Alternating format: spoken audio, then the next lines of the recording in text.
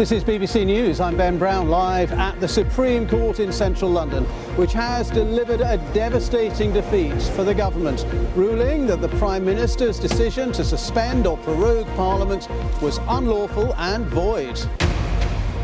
All 11 Supreme Court justices ruled that Boris Johnson's decision to prorogue was wrong and stopped Parliament from carrying out its duties.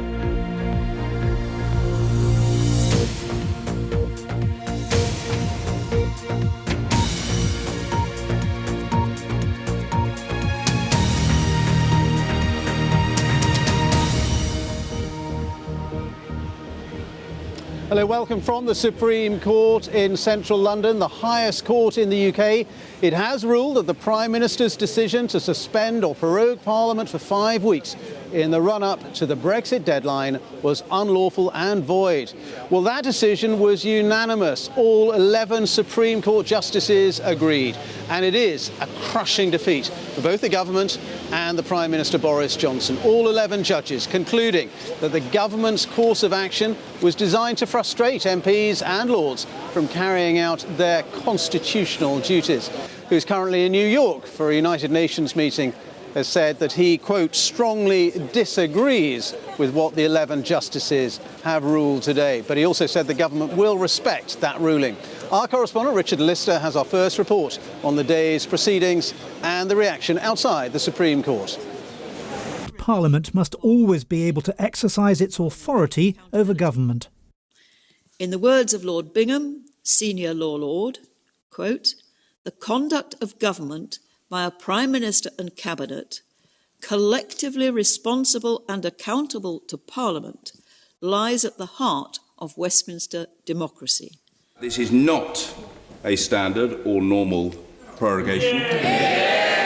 When Parliament was prorogued 2 weeks ago, the Speaker made his feelings clear, and the Supreme Court agreed with that sentiment today. Although MPs filed out as requested, the Court's judgment was that they had no need to. Well, the Speaker of the House of Commons, John Bercow, has welcomed the ruling here at the Supreme Court and says that MPs will return to the Commons tomorrow morning at 11:30 is the time. There won't be Prime Minister's questions, but there will be, he said, plenty of scope for urgent questions to ministers. Labour's leader Jeremy Corbyn and other opposition figures and party leaders have been calling on Mr Johnson to consider his position. Our political correspondent Jonathan Blake reports now on the political reaction to this morning's ruling.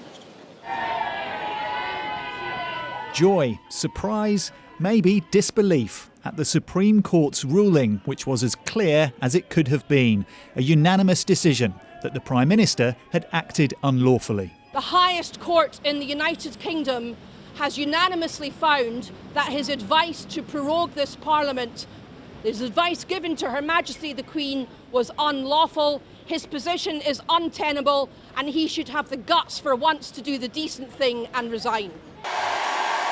At the Labour conference in Brighton, Jeremy Corbyn made the most of the moment with an unscheduled appearance. The Supreme Court, therefore, passes the baton to the Speaker to recall Parliament. I will be in touch immediately to demand that Parliament is recalled so that we can question that Prime Minister. Other opposition party leaders quick to call for the Prime Minister to resign. He has acted unlawfully in trying to silence Parliament, trying to silence the voices of the people, because he does not want to be held to account. He does not want to have to answer questions about his disastrous Brexit policy. And in doing so, he was prepared to mislead the Queen and indeed to mislead the whole country. In light of this judgment today, a Prime Minister with any honour would tender his resignation. We've got a Prime Minister who's been found by the Supreme Court to have acted unlawfully for the reasons, or for no good reason, and to have a Prime Minister continue in office in those circumstances, I think, is unthinkable. MPs needed no encouragement to return to the Commons. Some took their seats within minutes of the ruling. And the Speaker, never shy of stating that Parliament is sovereign, said it should be back in business tomorrow.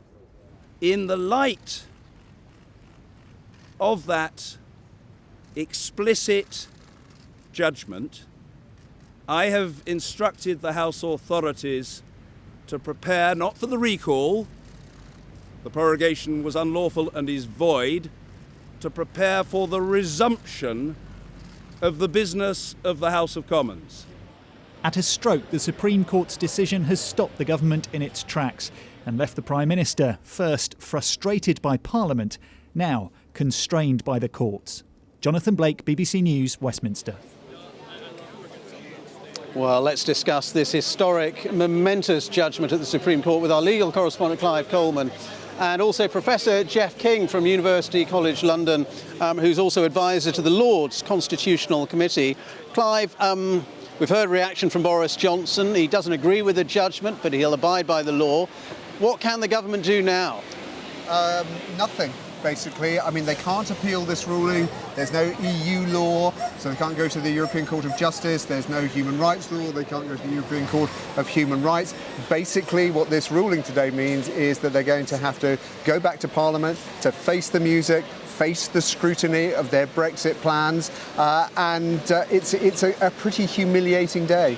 Professor Jeff King, you've been watching these hearings. You're an expert in law. What did you make of, A, the unanimity of the judges, which not a lot of people were expecting, and also the strength, the power of their judgment and of their words?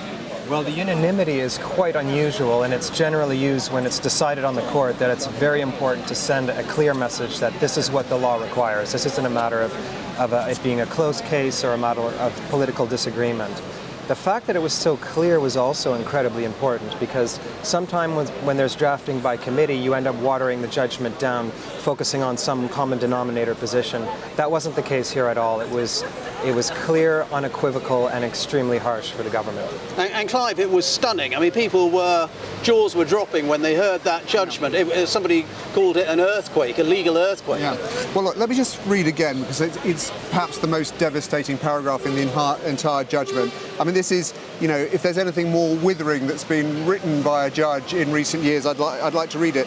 So, paragraph 61 reads, "It's impossible for us to conclude on the evidence which has been put before us that there was any reason, let alone a good reason, to advise Her Majesty to prorogue Parliament for 5 weeks." So what they're saying is that this advice given by the Prime Minister of the United Kingdom to the monarch of the United Kingdom was done without any discernible reason whatsoever. You know, all of this is painful for Boris Johnson, but that's particularly stinging. And Jeff King, we know there are political consequences for the Prime Minister, for the government. But what does this do in broader terms for our unwritten constitution and our balance of powers between Parliament and the government and the courts? Well, I think it is part of a series of cases in the last 10 years which show the court emerging as a real constitutional player, as one that's not afraid to say what it thinks the law is that applies in many of the grey areas of the Constitution. Those grey areas were often filled in by executive action by government, which tends to dominate Parliament in the Westminster tradition. And the courts have historically shown a lot of deference for that. But now they're taking the rule of law more seriously. I believe it's part of their role to uphold the rule of law that applies to all executive action. And some people watching this will say, well then, if they're going to make these huge, momentous decisions, we want to know more about who these Supreme Court justices are, as we do in the United States, for example. Yeah, I mean, that is a credible argument. I mean, what we've seen really since the early 1980s is the rise and rise and rise of something called judicial review. We've talked about it a lot, but just to reiterate, it's basically a process whereby anyone, you or I, as long as we've got the means, can go before a court and ask the court to rule on whether a decision of a public body, could be a minister, could be the Prime Minister, is unlawful or not. And that inevitably has dragged the courts into the area of political decision-making. In fact, Lord Woolf, a former Lord Chief Justice, traced it back to a time when political opposition to the government was very weak. And I won't quite say that the judges jumped into the void to hold the government to account, but he goes quite far in that direction. And many people feel if that's what they're going to do, they should be elected, they should be accountable, we should know what their opinions are. Well, what do you think about that, Jeff King? Will people, you know, we've had tabloid papers accusing judges of being enemies of the people. You know, was this quite a bold decision for these 11 Supreme Court justices? Well, I think it was bold in some ways, but the fact that there was unanimity and the fact that the decision was so clear is evidence that they were absolutely convinced on the merits that the law required the Prime Minister's decision to be regarded as unlawful. And I think that's a view shared by many scholars and in particular many barristers at the bar. Will this mean that these judiciary will come under greater scrutiny, political scrutiny in particular. Well, I think electing them would be a total unmitigated disaster, as it has been in other countries.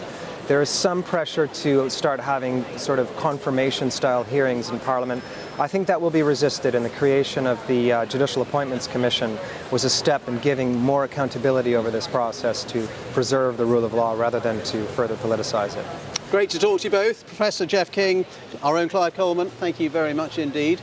And we can get some more reaction to today's astonishing judgment here at the Supreme Court. The Conservative MP for Wickham, Steve Baker, who prominent Brexiteer, of course, and newly elected chairman of the European Research Group, I think I'm right in saying. Steve Baker, what's your reaction to the judgment? Well, like the Prime Minister, I disagree, but of course we must abide by the decision of the court. But what this does is deepen our political crisis. It's a very interesting discussion that I've just heard on your programme. I mean, these questions were bound to come up. It is an earthquake moment. And yet we must uphold parliamentary democracy and the rule of law. But the real problem we've got here, the true problem beneath all this, is that parliamentarians haven't accepted the referendum result, and we need a general election to sort this out. So everything that opposition politicians say must be put through that test. Did they vote for a general election? And of course, in many cases, in prominent cases, the answer is no. Do you think Downing Street, Dominic Cummings, the Prime Minister's chief strategist, they made a mistake when they prorogued or suspended Parliament, a strategic mistake? Well, when times are as difficult as this, we'll have ups and downs. But look, I've been through this before, and I've been through this before with Dominic Cummings and Boris Johnson in a position of authority. And that's during vote leave. And there was an attempt, of course, then to sack Dominic Cummings. And at the time, I ended up weighing in and saying he should stay. And what I would say is, in times as difficult as this, it's very important not to be precipitate. We need to look in detail at what's going on and try and remember some of the higher principles which we're all trying to uphold, like parliamentary democracy and the rule of law. And Dominic continuing in his job really is a matter for the Prime Minister. And Parliament, it's back at work tomorrow morning. Will you be there?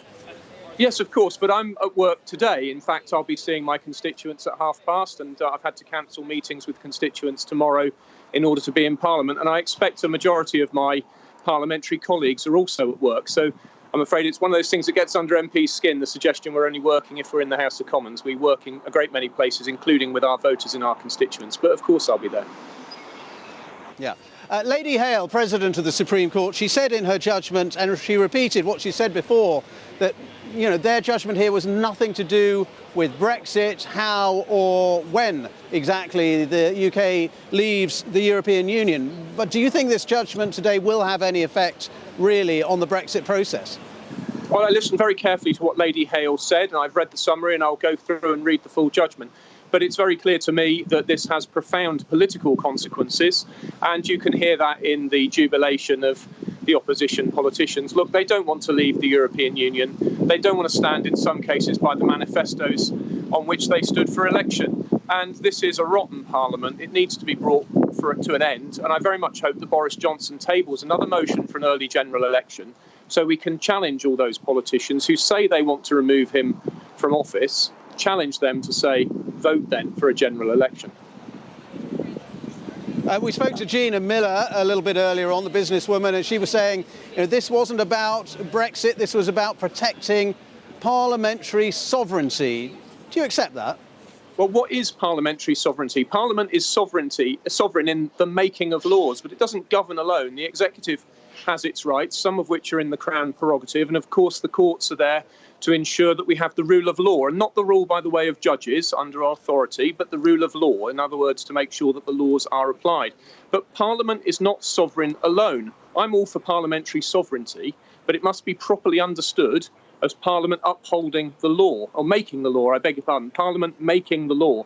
Now, unfortunately, we're in a position where an unconstitutional act of Parliament has been passed by unconstitutional means, and that was possible because the government has lost control of the House of Commons. Now, it's really, I think, unprecedented that this should have happened without a general election. And that is why I'm afraid I've said several times we need a general election. We are in unconstitutional, uncharted territory. We're in a position where the damage to our constitution could be enormous if members of Parliament continue to be afraid of submitting themselves to the judgment of their electorates. Nobody takes it lightly when you're in politics, but it needs to be done so we can have a Prime Minister with a majority able to restore some of our constitutional norms. Steve Baker, thank you very much for being with us here on BBC News this afternoon. You're welcome. Well, the Prime Minister's attending the United Nations General Assembly in New York.